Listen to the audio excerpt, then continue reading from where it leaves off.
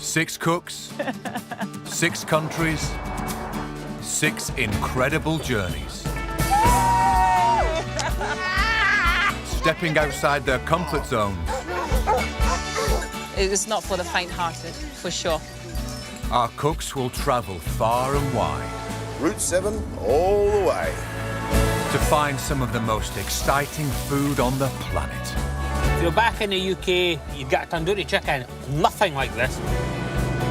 It's beautiful. This is the best food I've had in Egypt. It's pure, it's got heritage, it's got love in it, you know. They'll go off the beaten track. Crocodile. Crocodile sausages. Meeting extraordinary people. Exploring ways of life unchanged for centuries. No electric blenders in the jungle. Have to do everything by hand. Take your life into your own hands. We're on the road now. As they travel, they'll see how the language of food transcends cultural differences. I've never huffed on a cheese before. And a world away from home. This is why I love Australia. There's no excuse for a bad pie in Australia. This is the beginning. Where do we end? They'll learn lessons that could change the way we cook forever. I've been cooking a barbecue wrongly all my life. Wow.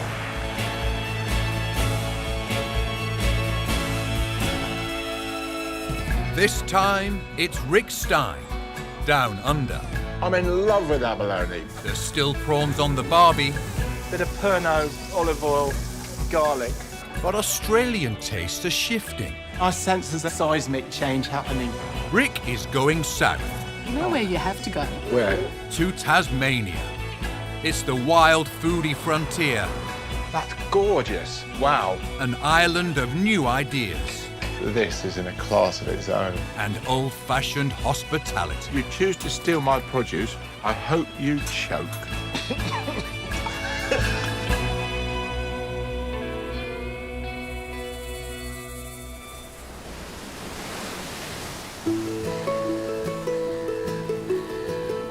In 1966, I was 19 years old and in a bad place. I wanted to be in a good one, somewhere sunny, optimistic, somewhere nobody could have the blues. And this was it, Australia. I love this beach. And I first came to Australia when my father died. Tragically, he committed suicide.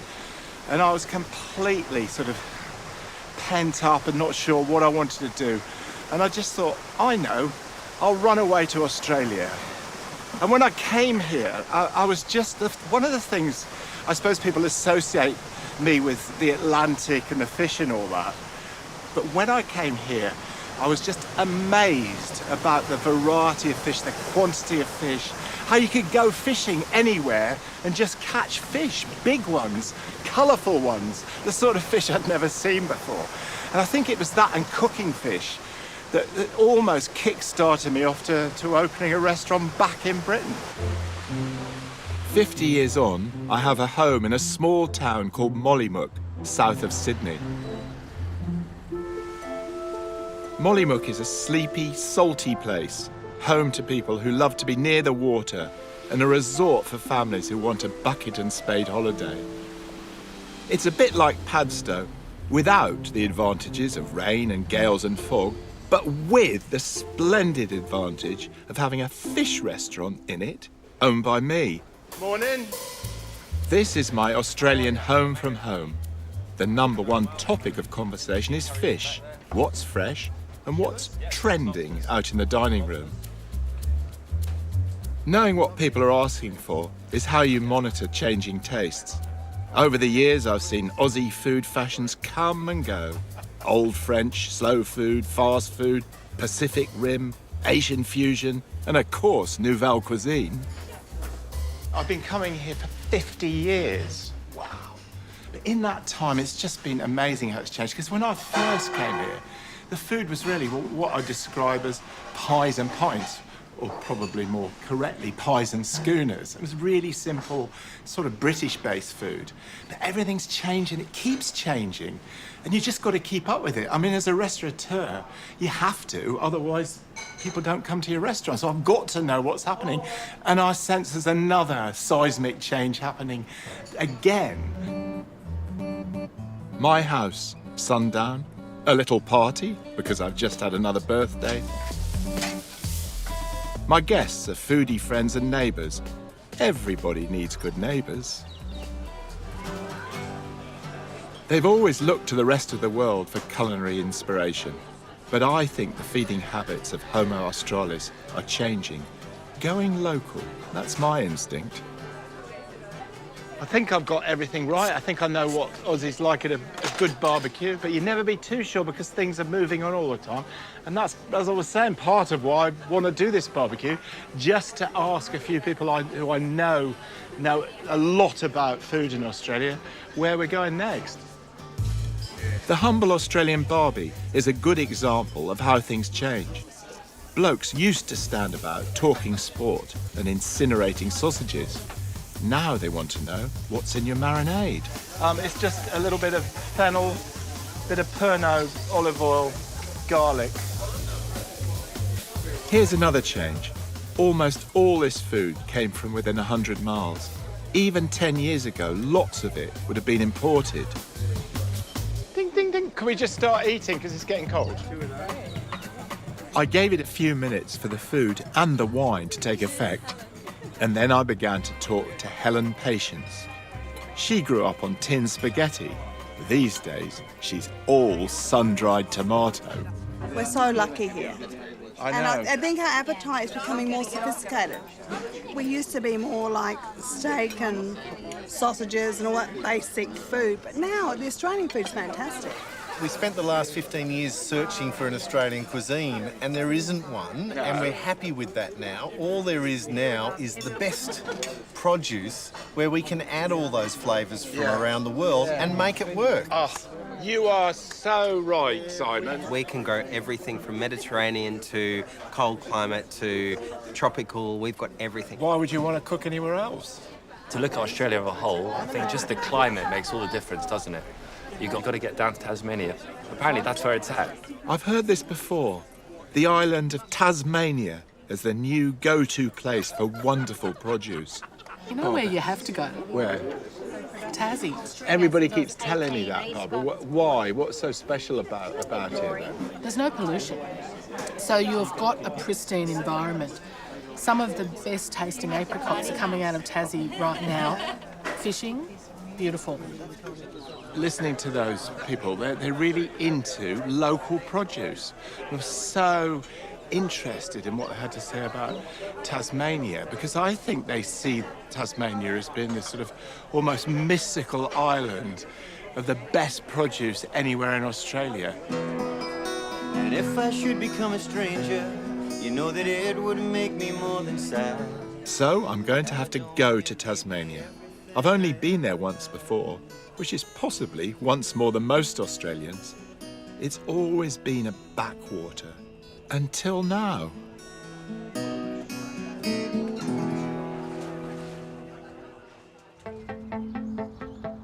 But my culinary journey has to start in Sydney, where all foodie fads and fashions kick off. If there are seismic changes due, Sydney's where I'll feel the earth move. From Mollymook, it takes about 3.5 hours to get to Sydney, a drive of 200 miles. It's also a 50-year step back in my own story, the place where I first got off the boat in 1966. In the 60s, I was incredibly influenced by rock and roll, and rather more American rock and roll than British. Obviously, the Beatles and the Stones I was really keen on. But in the mid-60s, I started to get into surfing music, and particularly the Beach Boys. And about that time too, the local council in Cornwall started employing Australian lifeguards. And I was very taken with those Australians. They were so lean and tanned, and they spoke of the Beach Boys, and they spoke of beautiful Australian suntan girls. So I didn't head for California, I headed for Australia. Back then, Australia seemed to be a place where anything was possible. And that was partly because of the attitude of the people. They were extremely friendly. An hour into my journey, a chance to see if what Australians call mateship is still as strong today. In the 80s, this all-in-it-together attitude led to the creation of the Driver Reviver, saving lives with free tea and biscuits.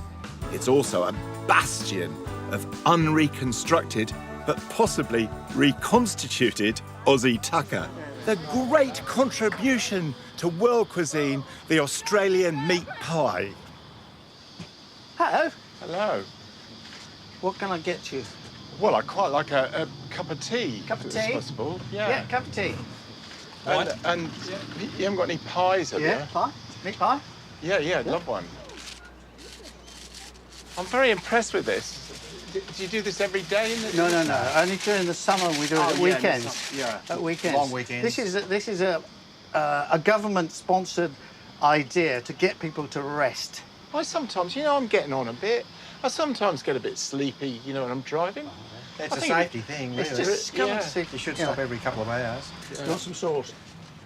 I'd love to. Oh God, brilliant!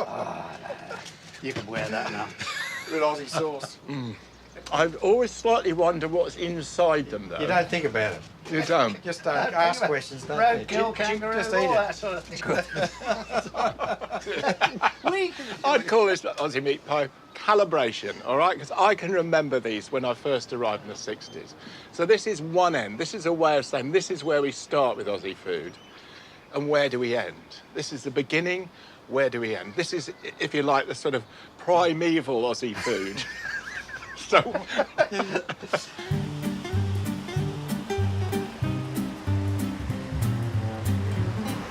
Sydney's changed a lot in my time. Today it feels comfortably middle-aged, but back in 1967 it seemed very young. Even the Opera House was under 10. The ship I arrived on docked at a wharf that's now a trendy boardwalk full of restaurants. Food wasn't fashion, it was fuel, and the local food culture was an import, like me. Well, after that initial visit, I then started coming again and again. I couldn't stay away.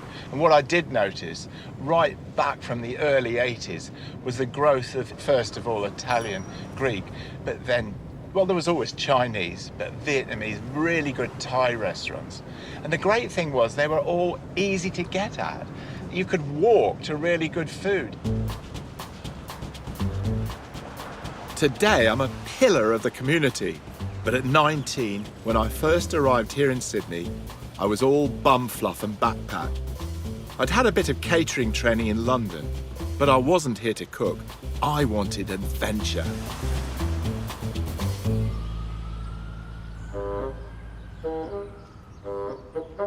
I took off for the interior of Australia, looking for work as a labourer and looking for love with suntan girls. It was when I came back here to Sydney's Kirribilli neighbourhood that I started cooking in a student flat in a grotty back street. I don't think students can afford to live around here now. This is it. This is the flat, ground floor. That was my room.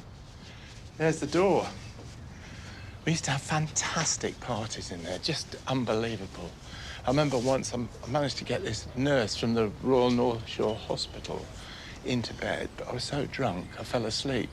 And I woke up in the morning, one of my friends was banging on this door, and I told him what had happened, how I'd just fallen asleep. He said, "You're a true Aussie now." Well, it's not much of a view, but it's pretty iconic, the view. See the old ship passing by. I mean, yeah, it's sure bringing back some memories for me, I must say. Very happy to be back here.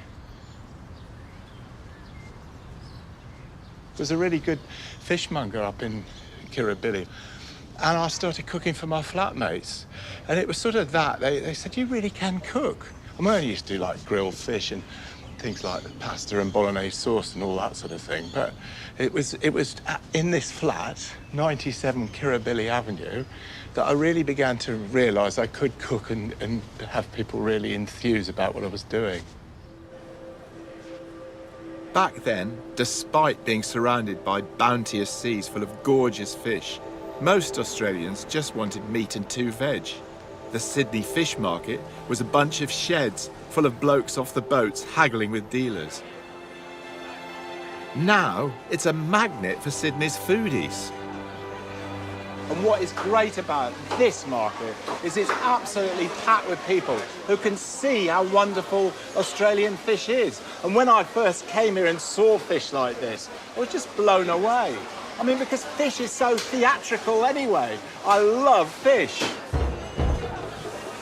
Incredibly, 70% of the fish eaten in Australia is imported. But most of these fish are from native waters. They're costlier, but look at the crowds they draw. Exactly the evidence I'm looking for a growing interest in eating Australian. Hi. Hey mate, how are you? Very well. Could I just have a small trevally? Blue eye, they're normally called. Yeah, certainly. Yeah, just one side. Yeah, that'd be great. Yeah, no problem. And I'd like a garfish. Yeah, no problem.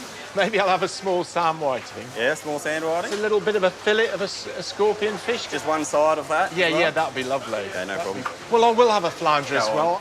I think that's the best for me, the best flatfish over here. I'm a bit like, as they say in Aussie, a kid in the lolly shop.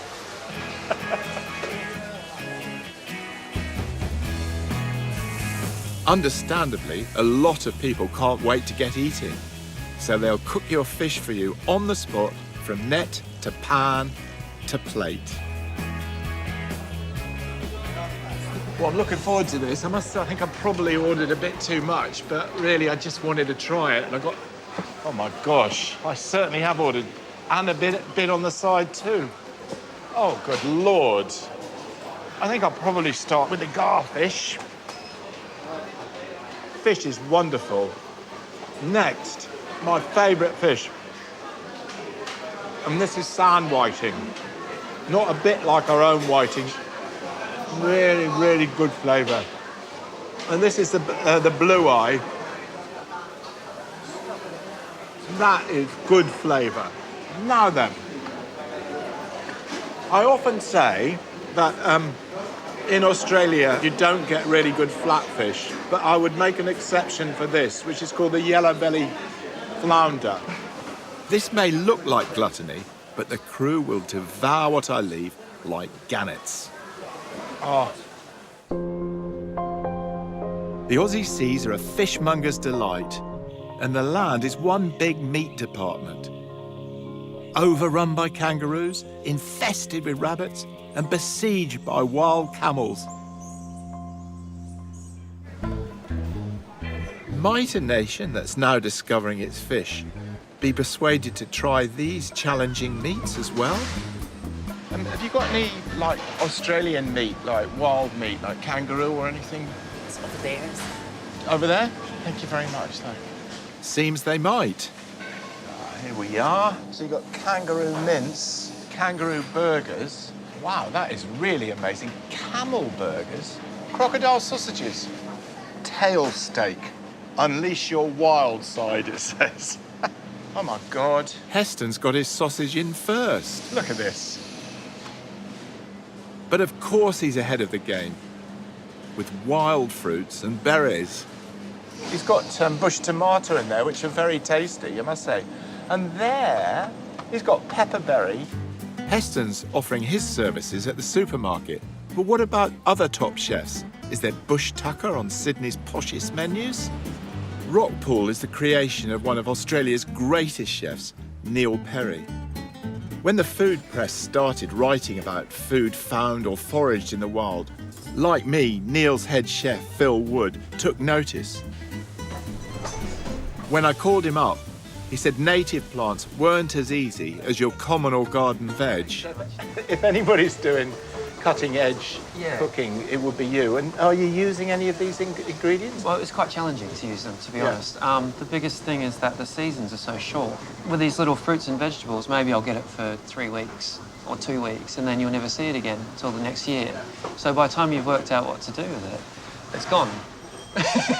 You've got to wait a whole nother year, and you maybe have moved on. So, you know, they're hard to use. What's this one? This has actually got quite a pretty name. It's lemon aspen. So, oh, that is really nice. It is. It's really bright, acidic, and it's got this lovely sort of, you know, fresh lemon flavour. But cooked, just absolutely terrible, horrible. And this one then? Yeah, it's a rye brie. So, not quite so good. Not quite so good. Yeah, sort of a little bit eucalyptus. Yeah. Yeah, and quite acidic. These then? Well, these are my favourite, actually. They're muncheries. Muncheries? Muncheries, yeah. So they're a little berry and they kind of taste like a bruised apple. So they've got a definite apple flavour. Yeah, so to market them, they call them a native apple. This looks like a plum. And it is, yeah. It's a Davidson plum. So... Right. What sort of plum is it? Davidson plum. These are the ones that are sort of made it out of the country, and you start to see them on menus, like trendy menus around the world. Finger limes. Finger limes. So you just open it up, and then you can just squeeze out all these little caviar-like Oh, they're citrus. good, because not only do they taste like a lovely, fragrant lime... Yeah, but they've got a beautiful texture. Do you think people like you can make these things happen, really? Well, I hope so. Yeah, it'd be nice if we could start using things that are actually grown and indigenous to Australia, you know, and give us a bit more of a voice. You know, it'd be good to base a little bit more around the stuff that we have here. Almost 90% of Australia's plants are found nowhere else. A lot of them are edible, but until Delia finishes how to boil a munchery, cooking with them is a matter of trial and error. But the knowledge I need isn't found in cookbooks. The first Australians didn't write their recipes down. For 40,000 years, they didn't just survive, they thrived on wild foods. It was really interesting talking to Phil about native fruit, vegetables and herbs. But I'm on the beach now and I'm going to meet a local Aboriginal chef, and I think she's going to teach me a whole lot more.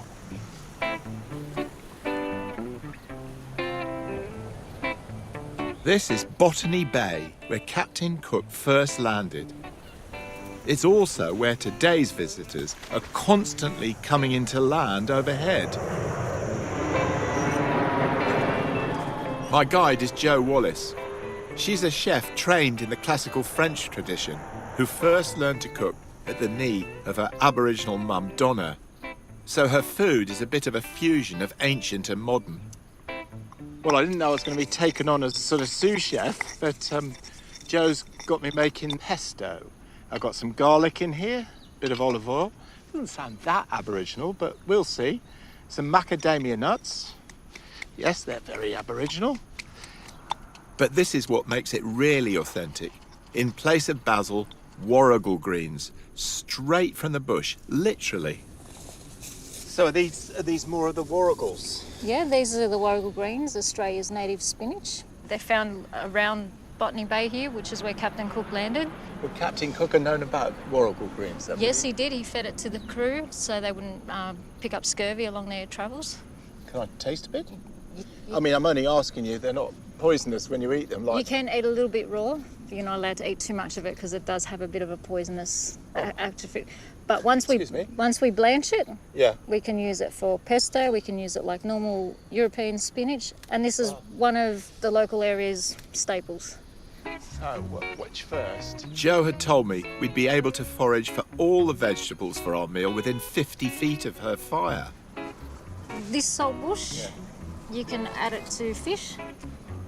Salty, but it's quite bitter. Not poisonous? No. Once you've got your eye in, turns out the beach is a super market garden. So this is the sea mustard. I reckon I could use this in my fish cooking. We would have used it to flavour our seafood, our shellfish. Brings the fish to life. This I like. You like I mean, this? I like the other stuff, don't get me wrong, but This you like so far. Back at the kitchen, dinner's still roasting, at 200 degrees, about gas mark 6. Not that Joe's told me what it is we're cooking. Be gentle, it's one long piece right there. So we'll just shake all of that off. It's a sort of fish-shaped package. Oh, you've got some roux in there. I've got some roux in here for you to try as well. Kangaroo in a paper pouch. So it's a bit charcoaly, but we'll just slide the paper bark off. This is flathead. And so I've already stuffed it with some lemon myrtle and native limes. Now's the time to try. Warrigal green pesto with your fish.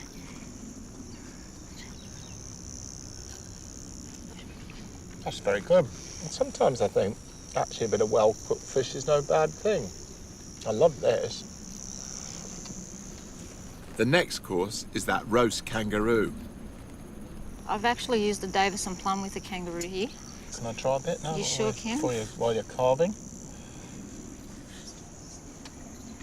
I didn't think it was going to be terribly good, but it's very nice. Well, they're the limes that I used inside the flathead.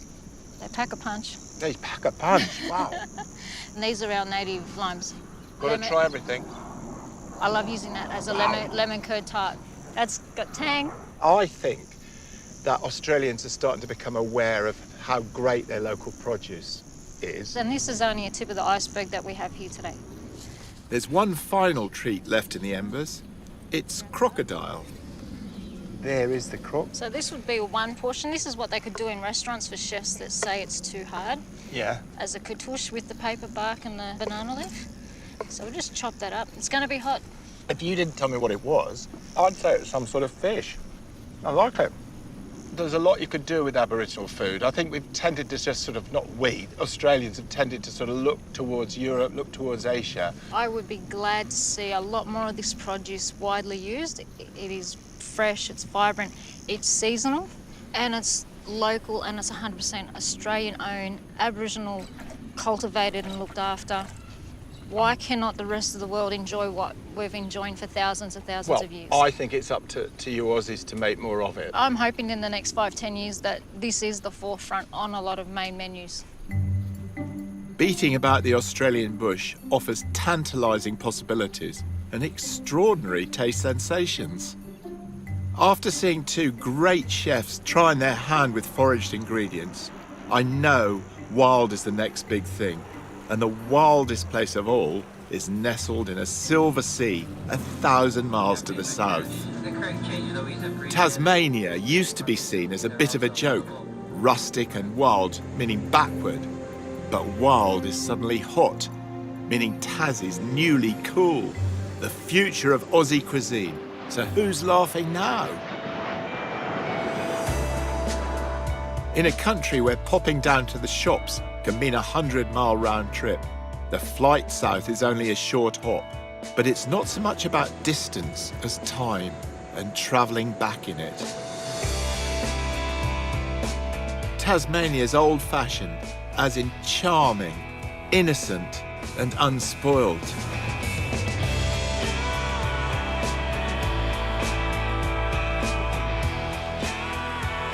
I did once visit the capital, Hobart.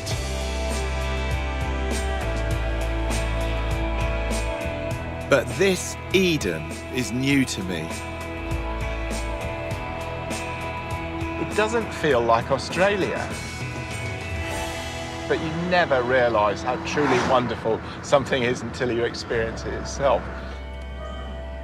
As well as beauty, I can already see that there is bounty here too.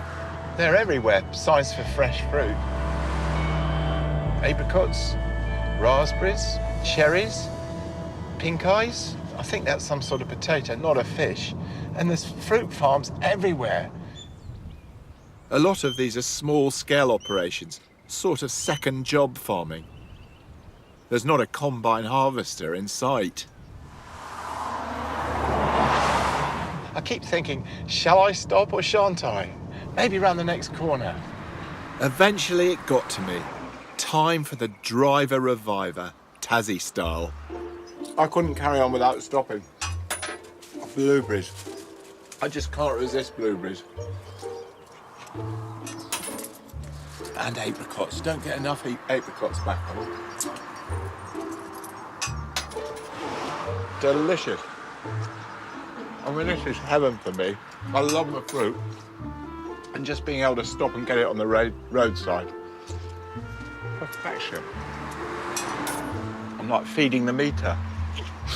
I'm not sure if you're actually supposed to eat out of one of these stalls, but I do like that. If you choose to steal my produce, I hope you choke.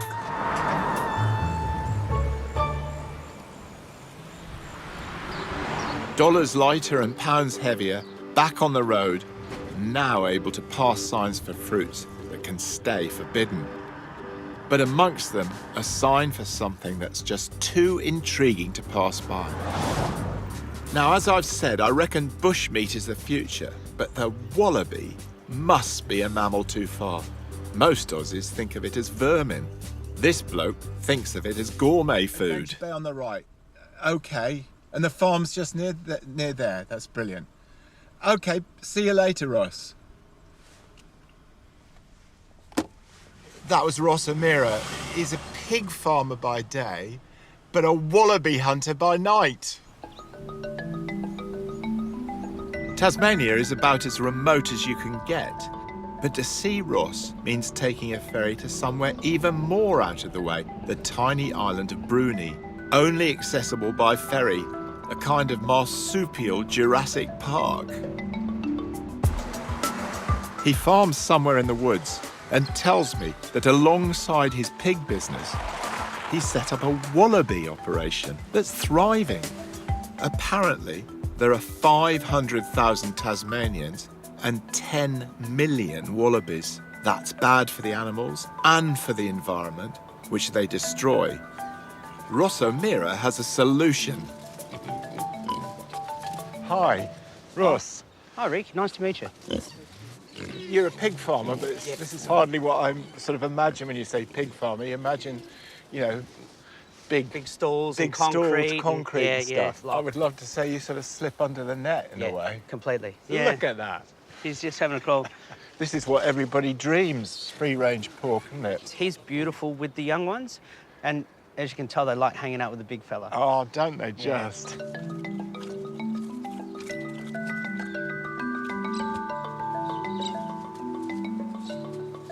One thing I'll say in Tasmania, wallaby is the main source of the diet. There's a lot of Tasmanians that have always eaten it. I've got a few Tasmanian friends that will make a roostroni or they'll make wobblinaise or that. It's a beautiful meat. Oh, I'm looking forward to trying it. I've never tried it. The best part about it, it's organic, grass-fed, free-range meat. So it's a fantastic product.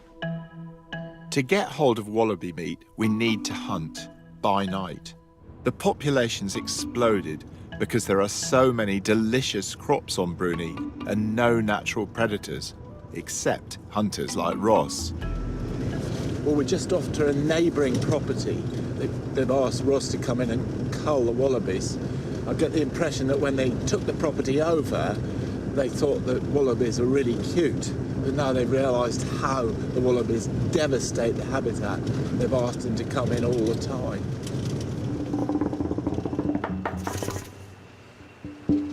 Tasmania is the only place in Australia where you can legally kill wallabies for food. Much of it goes to feed pets. Ross is out to harvest meat destined for discerning diners. So what we'll do is, if you can see down there on the fence line, they'll sit there in the bushes there and they'll slowly work their way out. And we'll just sit down till it gets a little bit dark. They'll come out, they'll start feeding. And then once you put the spotlight on, that kind of stuns them and they just stop. That's when you pick them off? Yeah. Wow.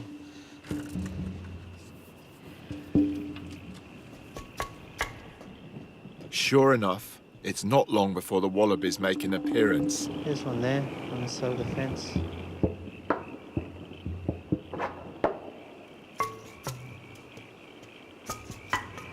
If it's for human consumption, Ross must get a clean headshot. Oh my gosh. Wow. That's always good to get it straight off the bat. And you got it in the head? Did you? Yeah, it's dropped straight away. It just went down like that? Yeah. I'm very impressed with that. It's a very small target and it's a clean shot right in the head. Thanks to Ross's skill, the kill was instantaneous. Gosh.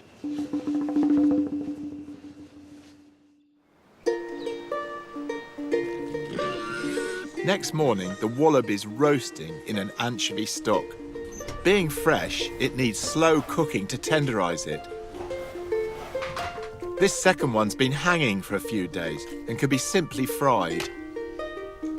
So I'll take the shanks off now. You can cook them like you would any other shank, like a lamb shank. So they braise up really well. So there's the 2 shanks there. Ross has carved out 2 prime wallaby cuts, top side and one from close to the spine, known as the back strap. I just got a little bit of salt and pepper. I'll just drop a little bit of olive oil on it. There we go, and I'll get these ones in the pan. Okay. Get the other one on the other side. And I'll get the back straps in. Get a bit more salt and pepper on this side. I like the fact you're just cooking it just with salt and pepper, because I just have a feeling that there'll be a lot of people out there who'll be marinating it for 3 weeks and all kinds of rubbish, and basically all I want is to taste what it's like. Probably put a little bit of a teaspoon of bacon fat in there, just to get a little bit of crackling going and a little bit of moisture.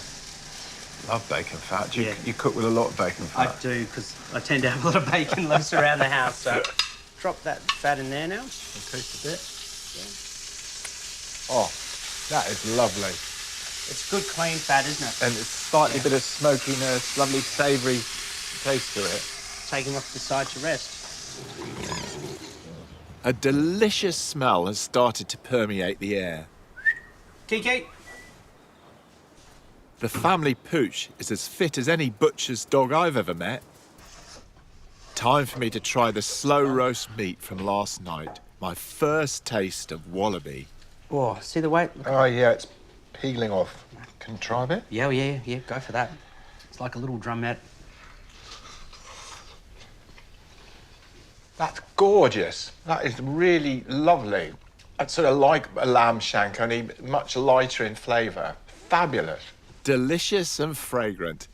Now to see if the older hung meat is gamier. We'll have a little bit of a taste. I must say, it looks very appetising. You go for that bit there. I'll give you this one first, the top side, being that I reckon it's got a bit better flavour. Fabulous. A little bit chewy, but do you know, that is really lovely. So there's the back strap there. It's fab. I'd say it's a bit like Babette, you know, like a slightly less than totally tender beef cut, but it's got a better flavour to me. Yeah. And I'm just amazed that it's held in such sort of low esteem. I mean, this is like gourmet food to me. Yeah, it's great, mate. It's just there, you know. So basically, we're having something nice to eat. Yeah. And you're doing good for the environment. Correct. And everyone's a winner. Yeah. Even the wallabies. True. Not this wallaby. No. Wallaby meat is nothing short of a revelation. I really do think we're onto something here. I think something like that will be the next big thing. And of course, wallaby meat is wild meat, so Ross and others like him will always be small-scale producers. In a place seemingly unsullied by the modern world, this is farming far removed from the almost industrialised food production I'm used to on the mainland. And on the evidence so far, the result is superb quality. It does have this wonderful image of purity, clean air, clean water. And I think that's what it means to the rest of Australia. So the products from Tasmania are seen to be top quality. The search for emerging Tasmanian products leads just a little north to the island's capital, Hobart. This is the only bit of Tasmania I'd visited before. On the mainland, things have moved on, but Hobart is just as I remembered it. Gosh, I've been coming to Australia for a long time. When I first arrived in Sydney, it looked a bit like this. I can remember the first shopping malls being built. But now, Sydney, just like that. And this is the capital of Tasmania. That's rush hour over there. I mean, it's hard to believe. But it just reminds me so much of when I first came to Australia, and it's wonderful. But it's patronising to think of this place as a twee backwater. I'm here to find out what the future holds. What's drawn me to Hobart is a brochure for a product I wouldn't have associated with Tasmania. And even more surprising, seems they do it better than anyone else. Did you know that the world's best single malt whisky comes from here in Tasmania? I sort of did, mate, but I didn't know whereabouts from. You didn't? No. So you've never tasted it? No, I haven't, mate. I'm not a whiskey drinker. Fair enough. Maybe when you drop me off, I could get them to give you a taste. Yeah, once I knock off from work, mate, yeah. Seems Tasmania's quiet food revolution really is quiet. Even the locals haven't heard about it. In my day, Aussies mostly drank beer, and so did I, like a beery fish. Later, their wines emerged. But now this distillery has conquered the whiskey world. In 2014, theirs was voted the best single malt anywhere. It's even more amazing when you consider that Patrick Maguire and his team only started making whiskey 15 years ago. What's so special about your Tasmanian whiskey, do you think, then? We are lucky enough to be small, unknown, with no demands on what we're doing. Or we didn't have demands. So we've got the luxury of time. So we do things in a very old-fashioned way. We take months to dilute and allow whiskies to settle. So it's an old-fashioned, raw style of whiskey. I mean, it's a natural for Tasmania. We've got a nice, cool climate. We've got a lot of high-quality barley grown here. Our water is fantastic. So all the ingredients are there. We're a long way away from anywhere else in the world. So if we're going to compete, we have to produce a very high-quality product. Doesn't matter what it is. It'll be small quantities, but high value.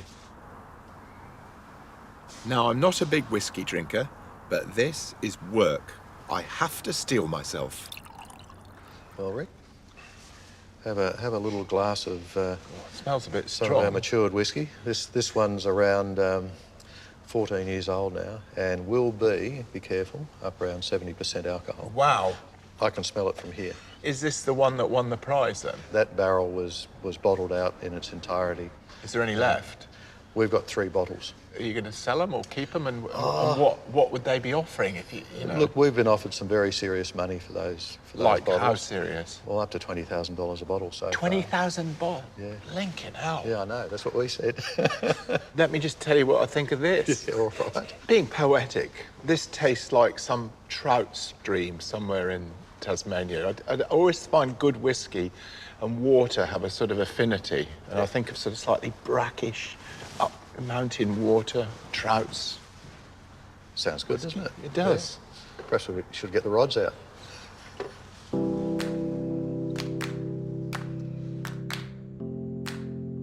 It's about quality, not quantity. I think the secret of Tasmanian success is keeping it small and artisanal, and trading on the purity of products from the sort of environment that's a copywriter's dream.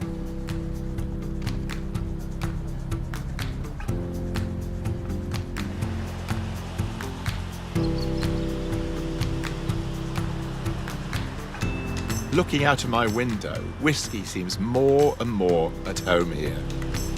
But for the gum trees, Tasmania could be Scotland.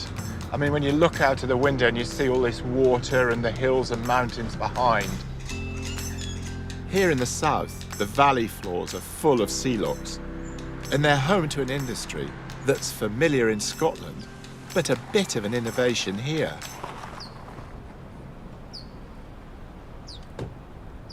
These big inland areas of seawater are covered with fish farms. I've been passing them all day. 30 years ago, nothing. It's a well-known story in the Aussie food business. In just 3 decades, the Tasmanian salmon industry has gone from literally nothing to world-beating. Pristine waters and careful attention to welfare have produced fish that fetch the highest prices in Japan. And now one of Japan's best sushi chefs has come over here and caused his own mini culinary revolution, which is how I come to have a Tasmanian salmon on the back seat and a bit of a deadline. 30 years ago when I started doing TV, you wanted to do something. You said, I'm going to take this from A to B, and you did it. But these days, you've got to sort of jazz it up a bit. They call it jeopardy. I call it melodrama. And it goes a bit like this. I've got a monster salmon in the back, but I've got to get it to a sushi chef in time for lunch. But there's a problem. I've got directions, and I've got a sat-nav, and I don't really know how to read the map or work sat-nav. And worse still, it's getting warm. The salmon's beginning to heat up. Well, there's air conditioning, but it's not working very well. It's 90 degrees outside, and I can only go at 55 miles an hour. Will I make it in time for lunch? Will I? Bit more of that, and I could be on top gear.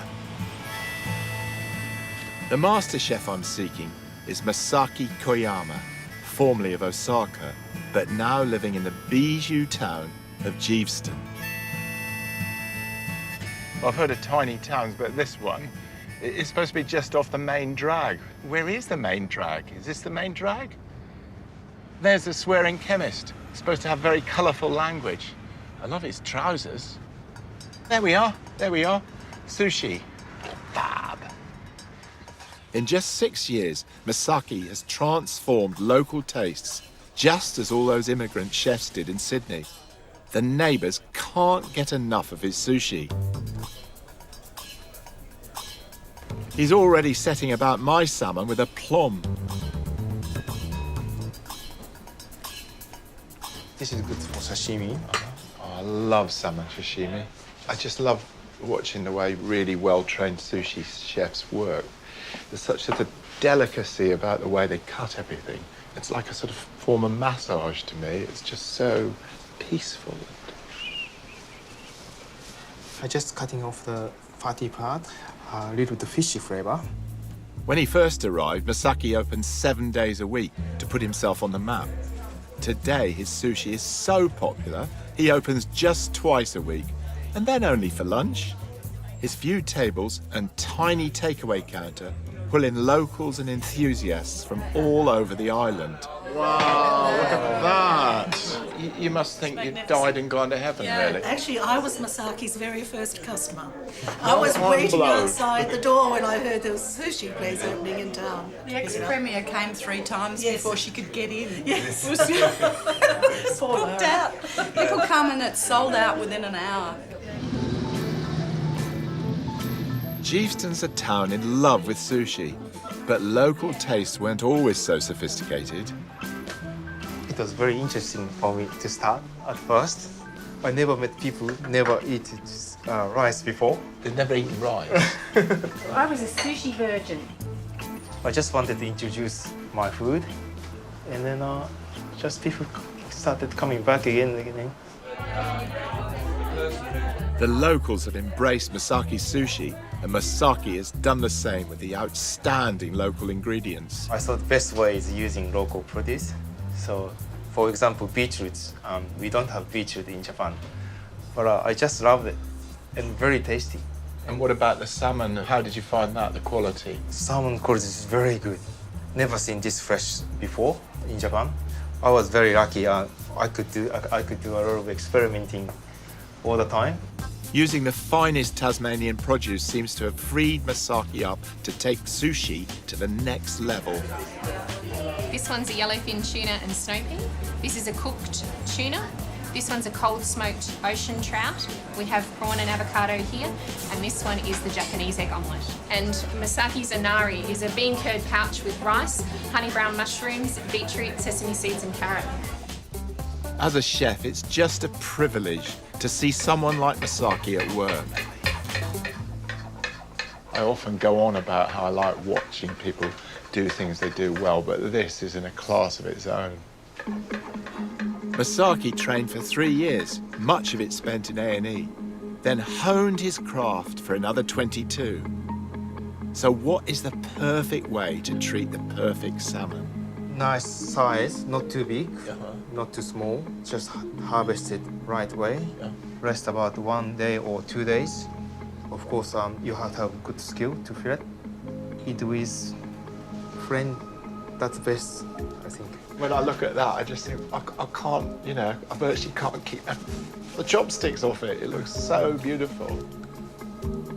For me, when a product of this quality meets a chef this skilled, the result is well, it's a kind of poetry. That's it. They're closed now for 5 days. They need to get on with the more serious things in life. Surfing, fishing, maybe a bit of gardening. And for me, it's a great business model. It's called less is more, because this is some of the best sushi I've ever had in my life in this tiny town. It's unbelievable.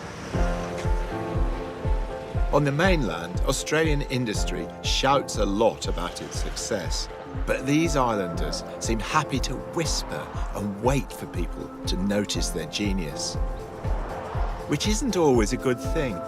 One of the most famous Tasmanian foodstuffs is virtually unknown on the mainland. Getting to the point of production is a bit tricky. Getting there's half the fun. Got to roll up my trousers.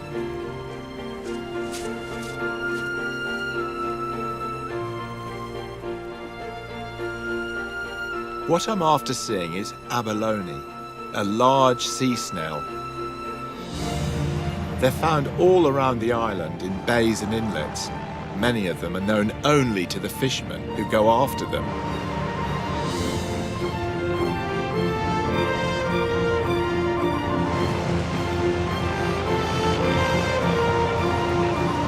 Abalone crayfish is one of the main specialities of the local fishing boat, and we see those guys coming in and out in various remote spots around the Tassie coast. Abalone are subsea fat cats. They lead a jet-set life gliding about on sunlit rocks, sucking in the rich nutrients that drift by on the currents.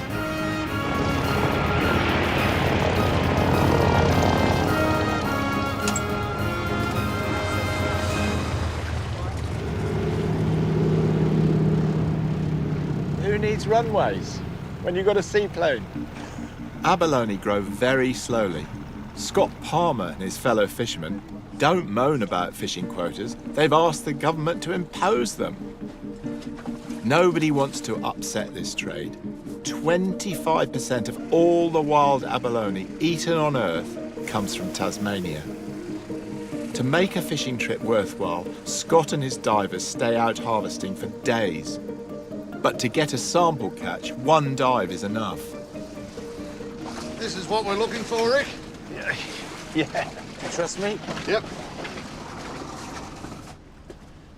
So, this is them. This is our Tasmanian black-lip abalone, Rick. And how do they rate as Tasmanian abalone in the scheme of abalones? Or... World's best. World's best, of course. World's best, yeah. And where's your biggest market, then? It's in China. Really? We have about 70% go live into China now. Do Aussies eat this? Melbourne, Sydney and Chinatown you see abalone, but you don't see a lot of abalone in the rest of the restaurants, no. And why is that, do you think, then? I think it's just people haven't tasted it. If it's not cooked properly, it comes out like boot leather. People kill each other in other parts of the world for abalone. It's big business. They fetch around $100 a kilo or even more. That's $25 each. So how much do you come home with, then? Well, when these tanks are full, Rick, we've got 3 live tanks on board. When these are all full of abalone, she's got 6 tonne of abalone on board. 6 tonne? 6 tonne. Well, that's nearly $300,000. It's getting close to it, but... How often do you go to sea, then? About 80 to 90 days a year. Ah, I see. Well, no wonder you're smiling. Diesel's very dear, Rick. Oh, come on. That's what fishermen always say. Scott's sitting pretty as long as the Chinese market remains steady. But the trick will surely be to alert Australia to what they've got just off their own coast. First, the meat gets a good bashing to tenderise it.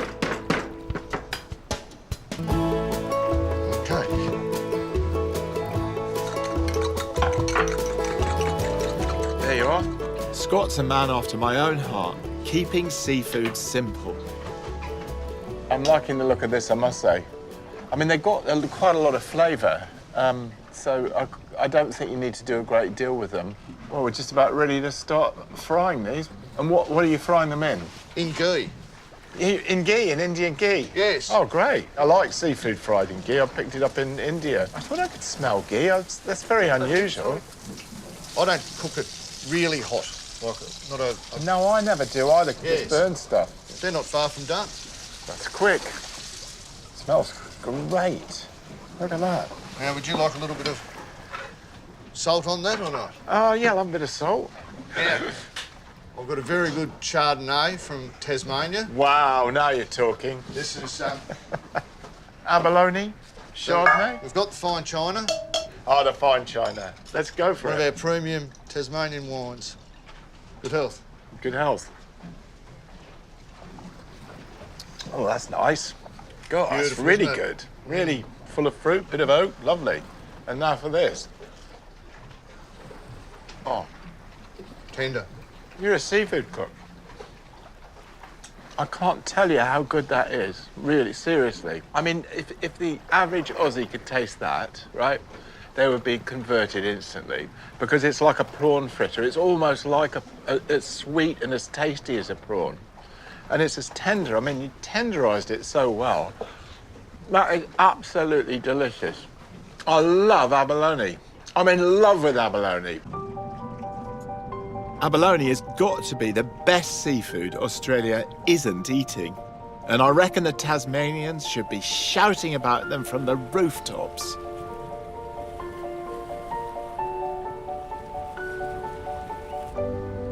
I started this journey with an inkling that what I call the Australian national palate is changing, that they're starting to look to what they grow and harvest in their own backyard. And I think the Aussies are on the right track. Wow. The foods I've tasted here have been as good as anything, anywhere. Oh. Australia's tended to look towards the rest of the world for ideas, for materials for food. They tended to import all the best stuff. And only now they're beginning to realise they don't need to do that, that if they work hard enough at what they're producing here, the world will look at them. I came here trying to find my place in the world, and so were they. We were both very young. Modern federal Oz was only about 200 years old, and I'd been coming here for a considerable chunk of its existence. And in that time, it's made me the happier man I am. There's this optimism about this country, and it's about being a new world and having boundless opportunities. But it always lifts me up whenever I come here. I think Aussie cuisine is about to take a great leap forward. Well, backwards, if you like, to where it all began with local. And with around 2,900,000 square miles of local to leap into, watch this rather large space.